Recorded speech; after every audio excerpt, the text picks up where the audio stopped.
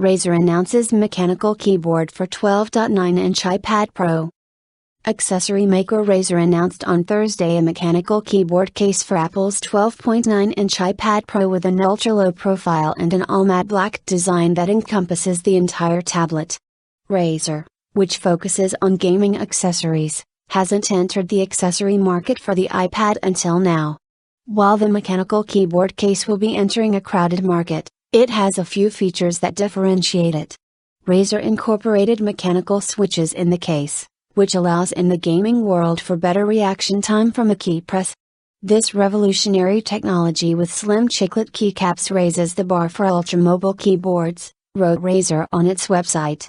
Featuring optimized actuation and reset points and an actuation force of 70 grams. The world's first low-profile mechanical switch delivers the exact same performance and feel as a full-fledged mechanical keyboard. The mechanical keyboard case doesn't use the iPad Pro's smart connector but rather Bluetooth for connection. It has a battery life of 10 hours with the backlit keys turned on or 600 hours without. That's right, you can type in the dark. Razer's mechanical keyboard case for the iPad Pro is available now for $169.99.